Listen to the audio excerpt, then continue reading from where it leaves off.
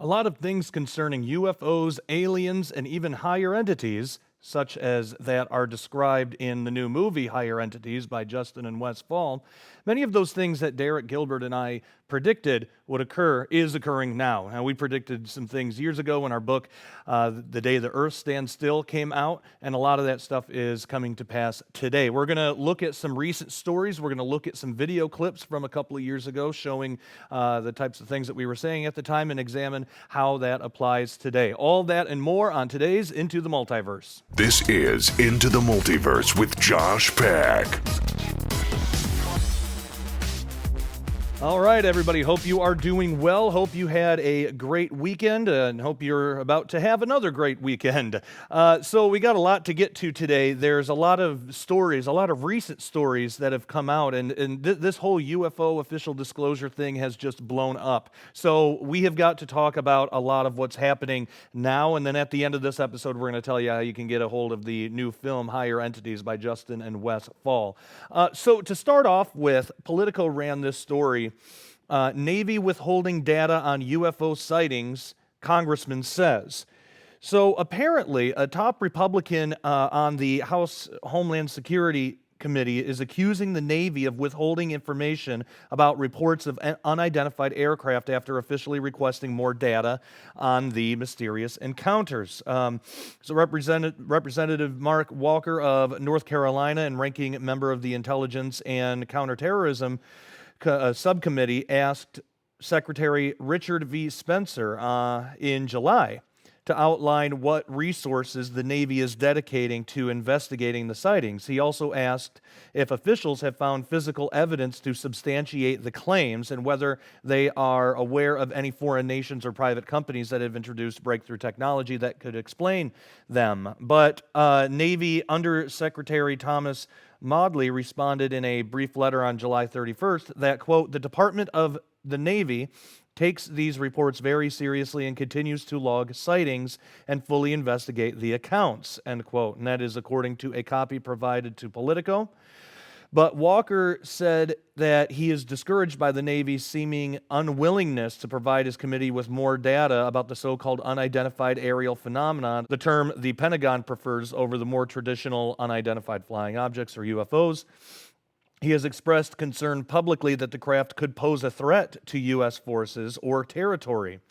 So Walker told Politico in a statement, quote, while I'm encouraged, the Undersecretary of the Navy confirmed that UAP, or UFO, encounters are fully investigated, there is frustration with the lack of answers to specific questions about the threat that superior aircraft flying in the United States airspace may pose. And again, that's a direct quote from Walker. He told Politico that in a statement. Navy spokesperson Joe Gradisher responded that the service is prepared to accommodate any further congressional requests for information. He said by email, quote, at this point in time, however, we have not received any new requests for updates on this issue, end quote.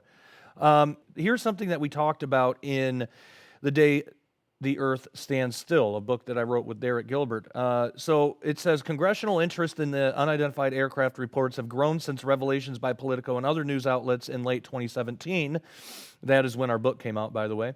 That the Pentagon had investigated the sightings through a program established a decade earlier by former Senator Harry Reid of Nevada. Now, that was really interesting because when we wrote the book, we wrote it before this revelation came out, and something that we're going to show you guys in just a minute here, one of the major points of the book was to show through some things that I'll get to in a minute in a clip that I have to show you from around that time, that from an interview that we did, but basically showing that there was going to be something big happening with UFO and official disclosure. Now, the book came out, and right after the book came out, that's when this happened. That's when all of the news broke about the Pentagon's secret interest in UFOs and everything that came out from that. And so Derek and I predicted that in the book. I'm going to show you how we did that in a little bit here. But continuing on, it says, among the revelations were sightings reported by pilots and other personnel assigned to the USS Nimitz and the USS Theodore Roosevelt battle groups in 2004, 2015, and 2016, including footage of unknown aircraft exhibiting characteristics that appear to defy known aerodynamic properties. The Pentagon also financed a series of theoretical studies to try and explain how the aircrafts might operate, ranging from detection and high-resolution tracking of vehicles at hypersonic speed to, get this, and this is a direct quote, warp drive, dark energy, and the manipulation of extra dimensions, end quote. And that's something that we talk about quite a bit in the book, too, is how the way that these objects behave, it does seem like that they're taking advantage of extra dimensions, that they're utilizing some type of extra dimensional technology.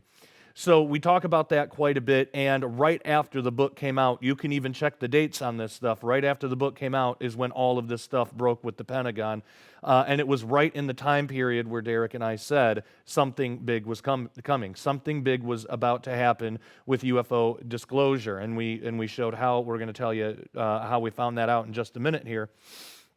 So this stuff keeps going. Members of Congress on several oversight committees have also sought classified briefings from the Pentagon and research in recent months. This stuff here is going to continue. This is going to continue. It's going to ramp up, and we're going to see more of this in the near future, I believe. I believe that it's ramping up. Also, keep your eyes on Israel. And that was the main thing. We showed in the book, and I'm going to show you a clip from an interview that we did. We show in the book how events happening in the history of Israel, like major events, seem to correspond with events in usually UFOs, but it's a broader topic of what's called cosmic plurality, the idea that there's life on other worlds. In recent years, this has come by way of UFO sightings and reports and things like that. That's what's been getting this idea in the public mind more. But we're seeing that increase like crazy. So we talked about this when our book, Day the Earth Stands Still, came out. And this here, I want to show you a clip. This is how Israel and UFOs connect. So check this out. This is an episode of Into the Multiverse that I did with Derek Gilbert. Watch this. Yeah, so throughout history, there's this odd connection between events in Israel's history and UFO events. We've talked about this on this show a couple of times before. Mm-hmm. And it seems like when you, and people can go back to the UFO Israel connection, 2017 to 2018 episode that we did on this for all the background information. But just as a brief overview of that, if you look at all of the major ones, the big ones, they all have weird anniversaries that seem to point to this time. Yes. You know, you have the first Zionist Congress and the Aurora, Texas UFO crash 120 years ago. 100 years ago, you have the Balfour Declaration, and I believe, was it the Fatima? There was some Fatima, 1917. Yeah, that was 1917. Yeah, and then Roswell in 47, 48, because this one you also have the July of 47 was Roswell, and yes. of course you also had the incidents that just preceded that, of course, with the Kenneth Arnold sighting near Mount Rainier, yeah. Maury Island, which was probably a hoax, but involved, and we talk about this, some of the early appearances of guys in the intelligence community who later show up in the JFK assassination investigation, which was really strange. You've got guys there right on the front lines of the very earliest UFO connection with the JFK assassination. Yeah. But as you point out in the book, the final chapter of The Day the Earth Stands Still, you go through all of these connections, these weird UFO flaps that appear at the same time as major events in Israel's history. And there was a gentleman whose name I was trying to remember. I interviewed him years ago. Barry Chamish. Chamish was the editor of a investigative journal called Inside Israel, and he wrote a book called Return of the Giants, in which he documented the strange connections between UFOs, UFO flaps, and major events in Israeli history. Oh, wow. And that work was cited by Chuck Missler in the book Alien Encounters. Right. Which was a big influence on me in getting me involved in this research in the first place. So and Jeffrey Martis has written about it too. Right, exactly. So this is not something that is new to us in this book, but it is something that others have noticed for a long time. Yeah. Why? Well, if you look at this as just a a manifestation of visitors from other worlds, it doesn't really make any sense. But if you look at it as a supernatural manifestation, right? If you consider the extra dimensional hypothesis, which we do, then it makes a lot more sense because, as I argued in my previous book, The Great Inception, all of this spiritual war is about who gets to control the Mount of Assembly or the Mount of the congregation. That's right. Which is where God rules, but where the would-be usurper wants to rule, and it all revolves around Mount Zion in Jerusalem. Very true. So yeah. So it makes sense that now, just the dates on some of the bigger ones were curious because if you look at the end of this year, beginning of next year, there's all these 20th anniversary, 30th, 40th, 50th, up to 120 anniversaries from this year. So in the book, I speculated. Again, I didn't, but I speculated, I guessed, that, if the pattern continues the way that it seems to be, then we should be seeing something at the end of this year, beginning of next year. We might have at least the beginning of that. Yes. So you know more about the actual details between these two events, but we have President Trump declaring that Jerusalem is the capital of Israel. Yeah.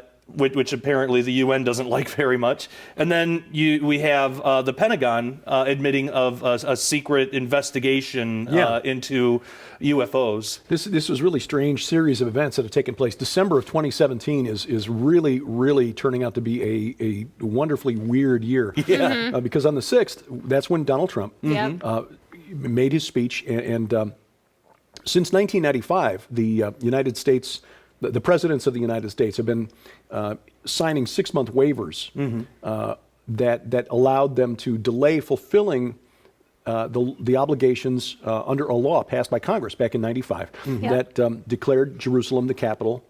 It said, no, it didn't declare anything. I mean, really what it said is, we declare that we recognize that Jerusalem is the capital of Israel. I mean, Jerusalem has always been the capital of Israel since it declared independence in May of 1948.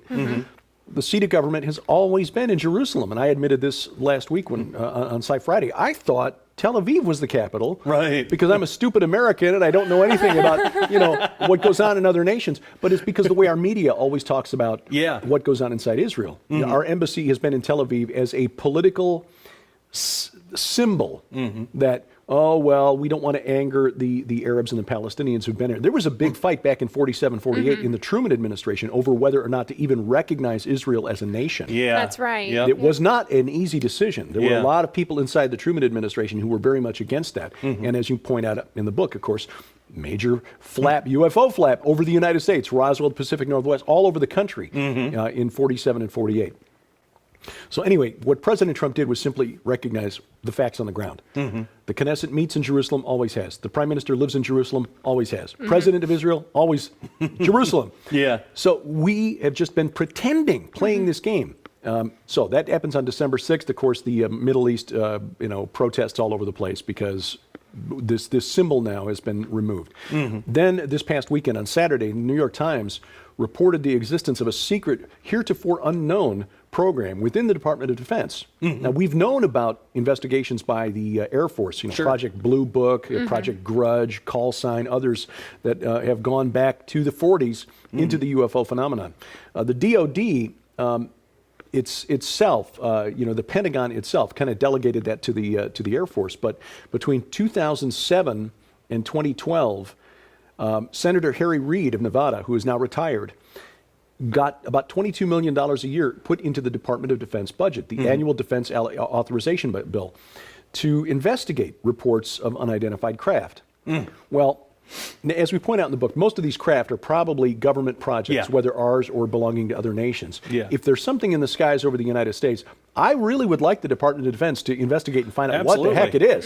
So I'm glad they were investigating it. But an intelligence officer with the Defense Intelligence Agency, Luis Elizondo, was tasked. He was interviewed by the Times reporter. He was the one tasked with running this project. And after funding was stopped in 2012, officially, they continued to investigate behind the scenes. So as you can see, there is something there. And we used that formula, I guess. We used that comparison to predict that something big was about to happen, and it did. And it did. And I think something even bigger is about to happen. My advice is to keep your eyes on Israel. We're seeing a lot of this UFO stuff ramp up, especially in recent months. I think we should keep our eyes on Israel and see what's going to happen. Now, one thing that's strange, but we also predicted this, more millennials today believe in ET than believe in God. And that was true when Derek and I wrote the Day the Earth Stands Still, but we also figured that trend would increase, and of course it has. So this story comes from DCDirtyLaundry.com, and it says, maybe it's all of the flying saucers, home videos on YouTube, the 3,228 UFO sightings reported in 2018, or maybe the Trekkies have just won more people over. But survey after survey finds 60% of young Americans believe in intelligent extraterrestrial life. A few years back, a National Geographic study reported 70% said they believed that extraterrestrials have already visited the Earth. Overall, about 55% of American adults believe in God as presented in the Bible. That number is propped up by the over 60 crowd, with 66% holding their faith.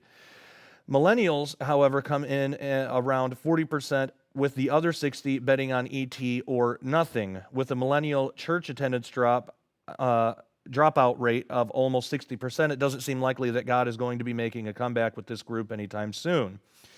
Perhaps these young people are looking toward outer space to fill a vacuum in their spiritual lives. Either the church failed them or something just pulled them away. It doesn't really matter. They're gone now.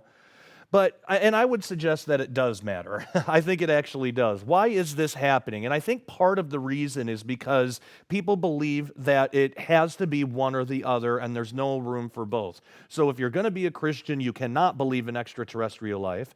And if you're going to believe in extraterrestrial life, then you cannot be a Christian.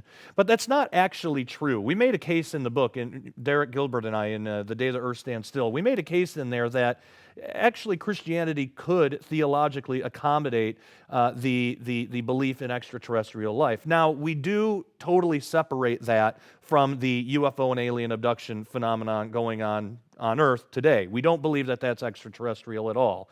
We believe that that's demonic, and we show in the book several points of commonality between alien abduction scenarios and satanic ritual abuse. And they seem to go hand in hand. It seems like it's the same phenomenon in a lot of different ways.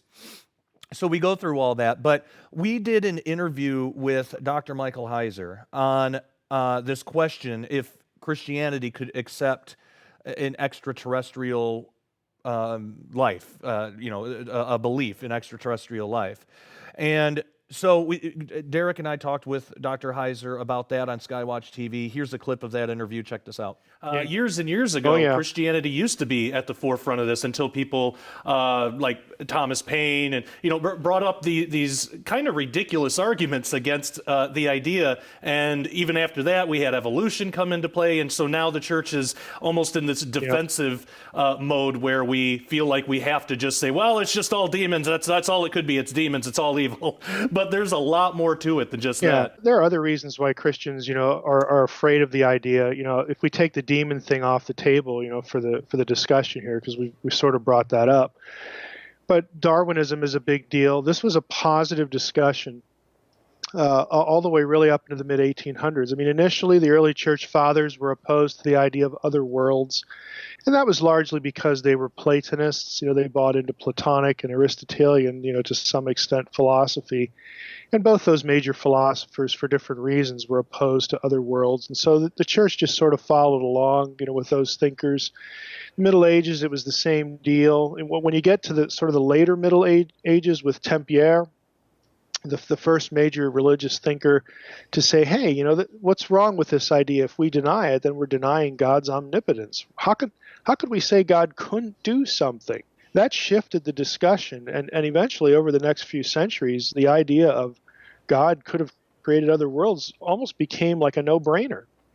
And it wasn't until Paine came along, Thomas Paine of the American Revolution, fame, because he was an atheist. He took that as sort of a linchpin argument on look, well, if you guys are going to accept this idea, you Christians, you theists, are in love with this idea of other worlds. They took it positively. Well, that must mean Jesus has to go and die on all these planets. And boy, isn't that just stupid? And I mean, he took, believe it or not, he used the church's warmth toward other worlds as a tool to try to attack it. And he got responded to by like Thomas Chalmers, again, very famous, Scottish preacher, Timothy Dwight, at the time the president of Yale. Very, these guys were theologically informed. They were preachers, theologians. They responded to pain, but the church tried to hang on to this positive view, but that just sort of died when we hit Darwin, because then the whole issue was applied to evolution, and that's pretty much where you're going to find Christians now. That, oh, I'm afraid of an extraterrestrial reality because it might be demons, and if it's not, well, then that proves evolution. It's just terribly simplistic thinking, to sort of parse this idea, and it really forgets centuries of discussion. What about the idea that, well, the Bible doesn't tell us about any of this? Yeah, I love the way the atheists then would get to use the very same argument they mock Christians for in other areas. Well, the Bible doesn't say this.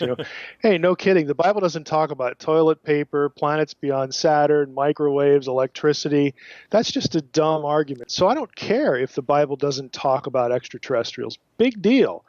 It never claims, the Bible never claims to be an exhaustive repository of every thought that could be thought or has ever been thought. That's just a straw man. And it's the same thing, well, if they're intelligent beings, then we're not created in the image of God. Well, who says the image of God is intelligence? Right. In an unseen realm, I spend a lot of time on this, and the image of God is not a quality or attribute assigned to each individual human. I mean, a lot of Christians don't even think about this very, very deeply, but if that's the case, then why are we, against abortion? Because then we should be okay with abortion up until the time those qualities are developed. Right. And when you have the conceptus in the womb, a few cells, hey, that's not praying, it's not thinking, okay, it's not sentient, it's not it's none of these things. You say, well, those things will happen, Mike, because it's human. Well, great, now we've got potential persons. Again, why are we pro-life? The image of God has nothing to do with these qualities, intelligence, and a whole host of other ones. It's really about status. To be human is to be the image of God, just by definition. So that one gets wiped off the table. The mechanism for how they got there, guess what, folks, is still a guess. An extraterrestrial, being doesn't prove panspermia. It doesn't necessarily prove evolution. It doesn't really prove anything. What it proves is, hey, they're here. The Bible doesn't have to have talked about it, and so let's just go with that. It's part of God's creation that we've now discovered. You could look at Hebrews 1:2 or Hebrews 11:3, where it says God has spoken to us by His Son, through whom He created the Ionos. It's plural. You actually could translate it plural. God has created the worlds. Now, I'm not saying Hebrews 1:2, Hebrews 11:3 must mean that, but on the other side of an extraterrestrial reality, hey, I got 2 verses already in the pocket that say, yeah, the Bible covered that territory. These are non-issues. Again, the issue really is going to be ultimately about who frames the discussion, how is the new data, in this case an extraterrestrial life form, how is it used, what are people told, in light of that, how is the discussion steered? Those are the real questions. So as a Christian, I would love there to be an extraterrestrial life form out there, again, provided that he's not here to cook us, and isn't hostile, and all these sorts of questions, and we can chuckle about them, but if they were superior, those would be questions you'd want to ask. But it doesn't have to be connected with demons. It doesn't have to be used as a tool to attack Scripture. The church, the believing church, the serious church, has been here for centuries. It's just that we have forgotten that discussion because of the whole demon thing, the alien abduction thing, and because of Darwin. It doesn't have to be that. The image of God itself is, our status is to represent God on this terrestrial ball. Okay, the image is about representation. Think of it as a verb. We humans image God. We are God's stand-ins. We are his representatives in this realm. Now, the plural language of Genesis 1:26 and other places I talk about an unseen realm, the heavenly host images God, images their own creator. It's the same creator. They image God in their sphere of authority and influence and activity. That's the spiritual world. Okay. I would throw in Hebrews 2, though, because Hebrews 2 links the incarnation, okay, God becoming not an alien, not an angel, but God becoming a man. Okay, the incarnation is linked to the atonement. We're not going to have Jesus dying on other worlds. The Bible actually speaks to that issue and fixes and situates the atonement with humanity by virtue of the incarnation. We should assume nothing at all, because everything we know about the atonement in regard to sin, for moral offense, is linked to humanity. Again, all you got to do is read Hebrews 2. It's very clearly linked to dying for the sins of human beings. Now, the creation is impacted by the atonement, Colossians 1:16, but okay, did rocks sin against God? Did kittens and puppies, did grass sin against God? No, these things are remade. We are restored to an Edenic state. It doesn't have anything to do with moral, decision or testing. We're not told anything about God's relationship to a possible, other intelligent entity. That verse in Hebrews 2 works both ways, where because Jesus became a man, he is not ashamed to call us brothers. But when you reverse that and you think about it, it also means that he's not calling any hypothetical extraterrestrials brothers either. That's true, yeah. So right. He is fixated on us, and not only that, but if you factor in the atonement being something foreseen by God from the very beginning, the Lamb of God slain from the foundation of the world, God went through the whole thing to begin with, knowing that this would be the path that he himself would have to trod. I mean, that you have the second person of the Trinity is going to have to become a man to fix this thing. We're not going to cheat. We're not going to change the rules. We're not going to wipe them off the table. This is the path. And it's entirely oriented to what happens in Eden. Again, this whole, it's humanity. Humanity is the total focus of the atonement. And God knew that from the very beginning. Do you believe there is evidence suggesting we are actually being visited by ET? I don't see any scientific evidence at this point, and in fact, I find the rare earth argument kind of influential. I actually read an article a few days ago about how a new simulation, granted it's a computer simulation of the conditions from the Big Bang, for how life would have evolved everywhere in the universe, that we are a 1 in 720 quintillion thing. It's so rare. I mean, radiation, the right chemical balance, the right distance from the sun. It's very powerful to think of the obstacles, again, that there are to this. The Drake equation is literally every element of it is just made up. Right. And that's why we're supposed to believe there's this great probability there's ET somewhere else. Okay, I can make an equation up and make 7 slots for it and just throw in stuff. That's what it is. I can do that. I'll do that in the next 5 minutes. Maybe I'll become famous. It just doesn't really have a lot of data support. The idea that there really are aliens out there, but who knows? We're right there with Maybe you. someday we'll find out. So as you can see, I mean, it's a deep question, it's a complex question, and it's not something that I think we as Christians would do well to just dispel with or just to throw away or just to say, no, if you're going to believe in ET, you can't be a Christian. Or if you're going to be a Christian, you cannot possibly believe that there might be extraterrestrial life out there. Now, again, that is a different question from the UFO alien abduction phenomenon today. We believe those are two separate things. We believe the UFO alien abduction stuff, there might even be a separation in those two, but we believe that that's demonic, especially the alien abduction scenarios. We believe those are demonic deceptions. So is there alien life out there? We don't know. But if it gets discovered, if alien life is discovered someday, it does not have to be a threat to our Christianity, and we shouldn't allow it to be. Okay, so we have heard about radio bursts quite a bit, and apparently these repeating signals from deep space, they just tripled. So fast radio bursts, they're getting more attention from scientists who can now detect more of them. We did write about this in The Day the Earth Stands Still. We had to, because a lot of times you'll find headlines like this and it makes it sound like aliens are trying to contact us, but really it's the natural phenomenon of stars.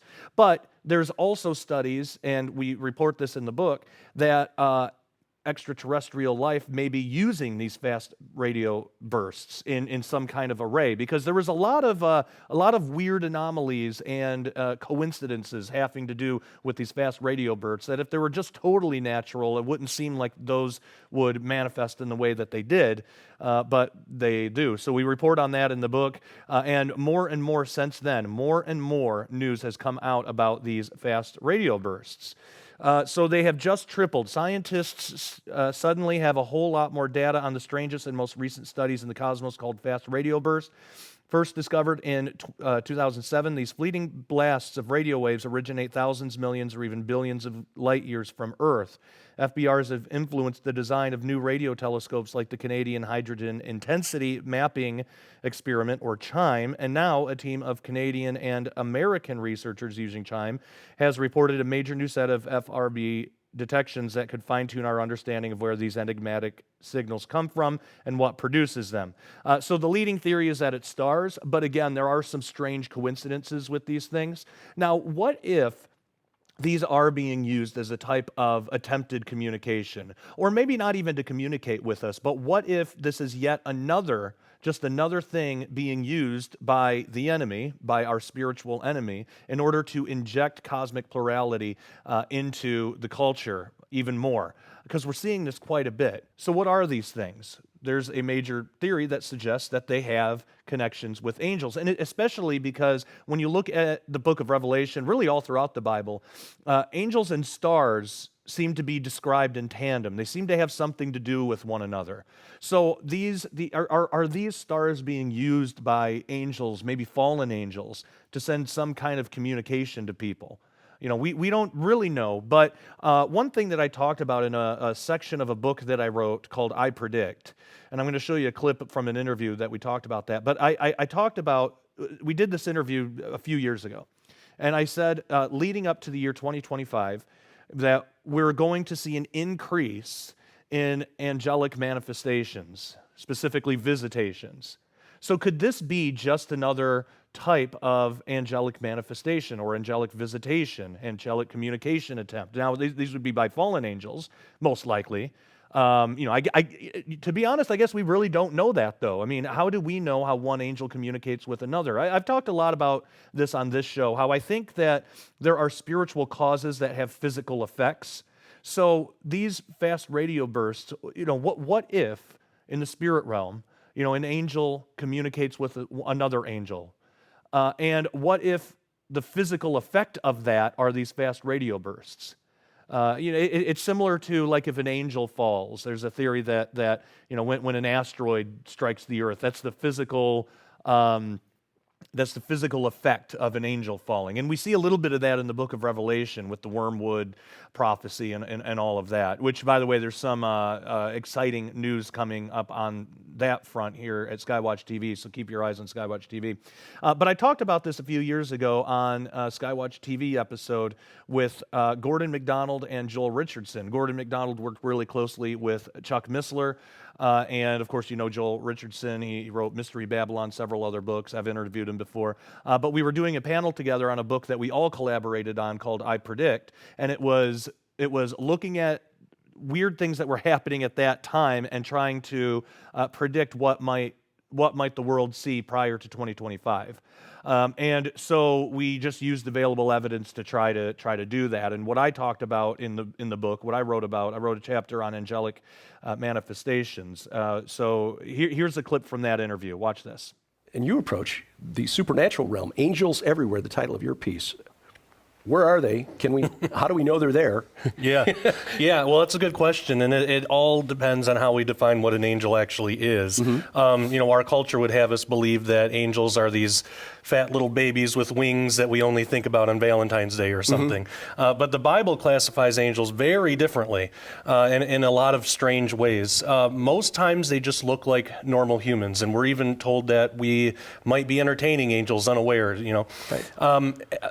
That's one aspect of it, but there's this darker aspect because when in my article when I talk about that I believe we're going to see an increase in angelic visitations and things like that. It's not always the good guys.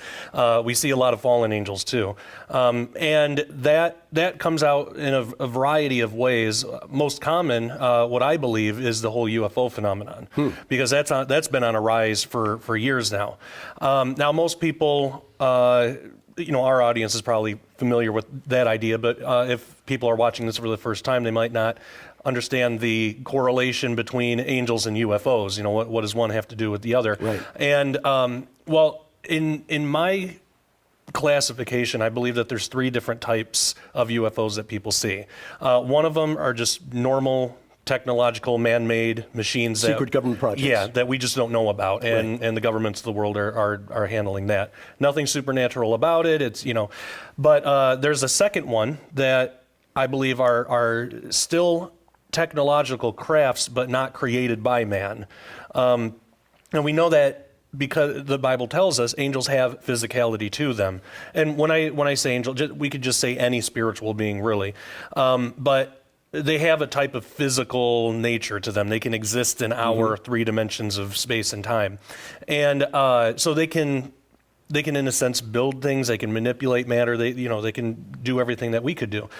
So why not build advanced machines, But that's just the second type. There's a third type that I find most interesting, and this is what I believe is the full extra-dimensional from another realm that we have no concept of here. It's not technology exactly. It's not made from physical material. It's an actual extra-dimensional living being. A lot of times in some UFO cases, people have reported seeing craft, or what looked like craft, that seemed to defy the laws of physics. For example, some will change shape or change color, or like zoom down into a point and then disappear, or come out of nowhere.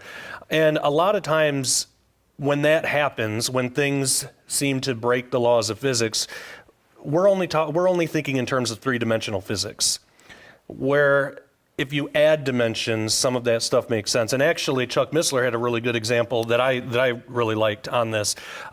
If you take a triangle and add up the angles of the triangle, you get 180 degrees. Right.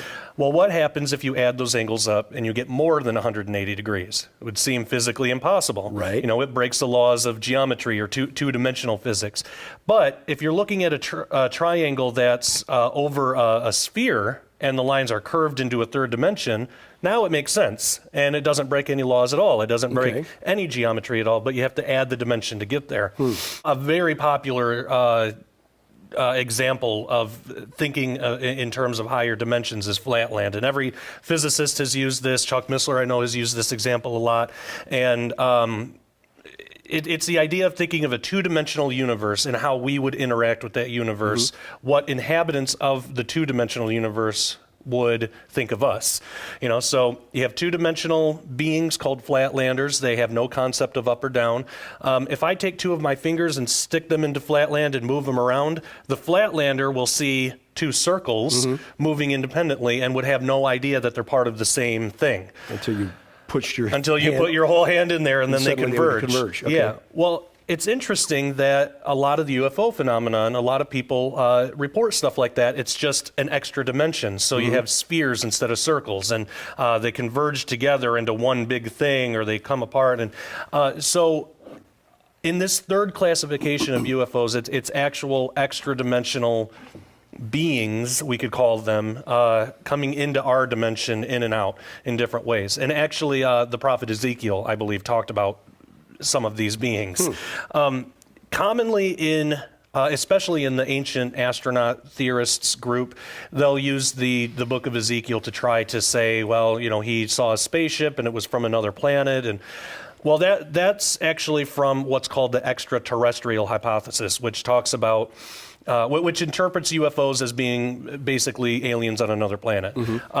I think the more accurate approach is the extra-dimensional hypothesis. I know Jacques Vallée has talked about that, and he's not even a Christian, but he's written a lot about that. When you look at the actual evidence, that seems to make more sense. Now, again, like I said, Ezekiel, his vision has been used to support the ETH, but I think it could actually be better used to support the EDH, or extra-dimensional, interdimensional. Yeah, what I would consider a more biblical view anyway. He saw, and this is just one quick example. I give several throughout the article or the chapter, but he sees these wheels, but he also sees these cherubim, these angels next to them. And he says that the spirits of the cherubim were in the wheels. But he also says that the wheels were moving independently of the cherubim. So here, it's the two fingers in Flatland. You have two separate objects in three-dimensional space, yet they're part of the same being. Yeah. So there's several examples like that that I lay out through the Well, with through the chapter. idea of looking at this as a prediction over what the next 10 years, and we'll go around the table here real quick with about 3 minutes left.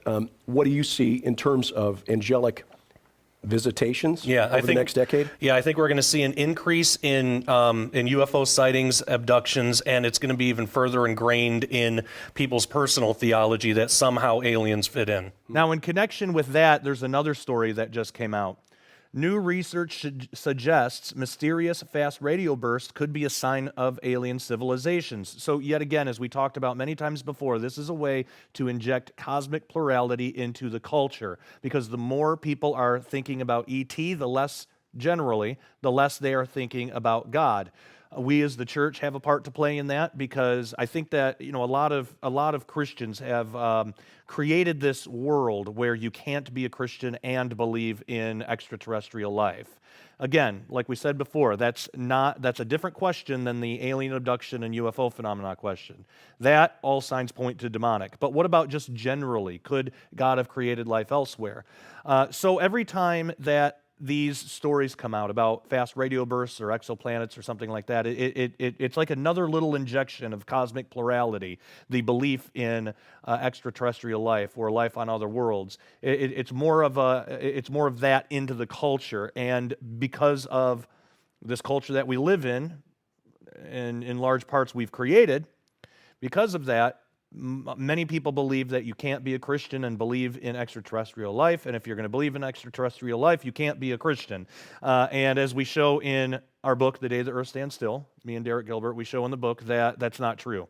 And so we've talked about that before. We have plenty of interviews online for free that you can check out, or you can get the book. But we've dealt with that quite a bit. But with these fast radio bursts, which also we deal with in the book, and I'm going to show you a clip from an interview in just a moment, but it says the origin of so-called fast radio bursts has remained a cosmic mystery since the first FRB was detected in 2007. But while explanations have included phenomena such as colliding black holes and dark matter-induced collapse of pulsars, a new theory suggests that FRBs could perhaps be a sign of intelligent alien life. Now, of course, this is not a new theory. It's been out there for quite some time, but continuing on, it says, in the newly posted arxiv.org paper, Fast Radio Bursts from Extragalactic Light Sails, distinguished physicist and cosmologist Abraham Avi Loeb and co-author Manasvi Lingam put forward the suggestion that FRBs could be artificial beams which have been set up as beacons or for driving light sails. So basically the idea is, just like on this picture here, basically the idea is you have a spacecraft that has this big sail behind it. It shoots light at the sail, or it picks up light from stars or pulsars and things that it passes, and that, over time, that sail will go faster and faster and faster and carry the spacecraft. That's kind of the idea. There have been prototypes built on this kind of thing, and there have been a lot of studies that show that this sort of thing could actually work.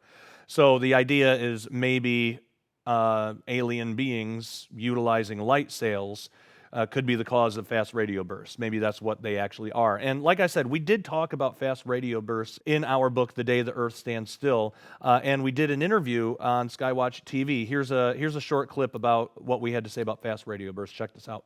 On August 15th, 1977, there was a narrowband radio signal that was received by Ohio State University, their Big Ear radio telescope. And the signal itself, it appeared to come from the Sagittarius constellation somewhere.